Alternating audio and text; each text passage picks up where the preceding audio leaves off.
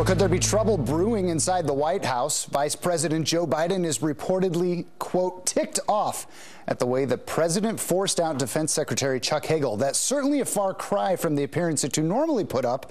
Remember this smiling selfie? So what's really going on in the White House? Adriana Cohen is a radio talk show host and columnist for the Boston Herald.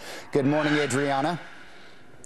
Good morning. Great to be with you. Thank you. A very difficult week, let's say, for the president, with some of his very close confidants and people from his post and office now starting to sound a little bit disgruntled with what's going on. The vice president, obviously, right now saying he's ticked off a close ally with Chuck Hagel in the past and not happy with the way that he was dismissed from his Secretary of Defense post.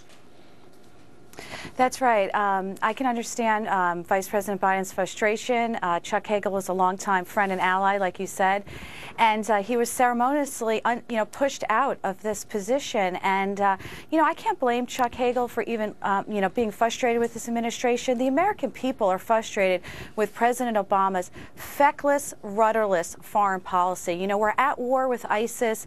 The Iran nuke talks are failing. Russia, it continues to be aggressive. There's a lot of things going wrong with this foreign policy, and it must be a very tough job. I think President Obama is actually going to have a hard time restaffing this position for someone. I mean, they're walking into a mess, basically. Yeah, they are. And when you think of Gates and Panetta, who both left or were dismissed, possibly, and eventually came out and wrote some pretty damning things about the president, what do you think we might hear from Hagel in the next weeks or year or two?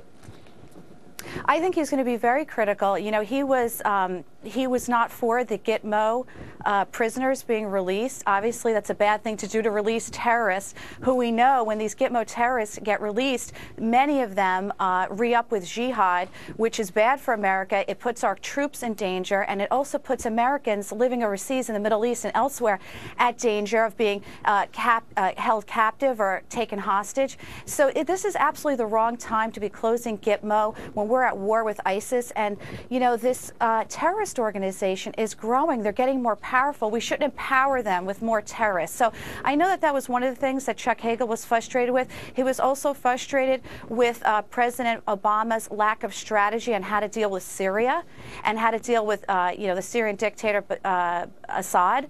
And then, he still doesn't, President Obama still doesn't have a clear-cut strategy on how to win the war with ISIS. And if he has one, he's certainly not articulating it to Congress, his inner chambers, or the American people. As we head into 2016, and Hillary Clinton is no longer part of the cabinet, so she is able to potentially distance herself a little more easily from the president. Biden, not the case. He is still the vice president and still absolutely tied to President Obama. Does it make it more difficult for Biden to run in 2016 because he still has to show some alliance to the president?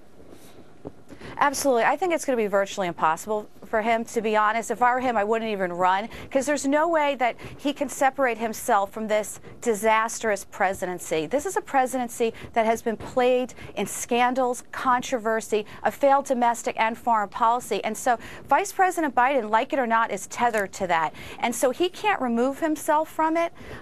So I think the only Democrat that has a chance, a shot at the White House in 2016 is someone who is more of an outsider, who can separate themselves from President Obama, and they need to be more of a centrist, because President Obama is a radical left-wing liberal, and his policies were rejected in the midterms, and so Americans don't want an extreme left-wing president. They want someone more in the middle, and so I would advise any Democrat running, they need to move more to the center. Well, and one last thing quickly. This week, Chuck Schumer came out speaking against Obamacare, or at least that they had pushed Obamacare so forcefully. Is that possibly what's happening in his case? Exactly. He's obviously, with that speech, he's trying to tether ties to President Obama. He's moving away. But the reality is Senator Schumer can't really cut ties, because he was one of the people who voted for Obamacare. The time for him to have spoken up was when the bill was being passed. He should have said, no, I'm not voting for this horrendous piece of legislation that is hurting the American people. So, it's a little day late, he's a little too late, so to speak. Yeah. Yes, that's right. All right, Adriana Cohen, thank you very much for joining us this morning. Great to be here. All right.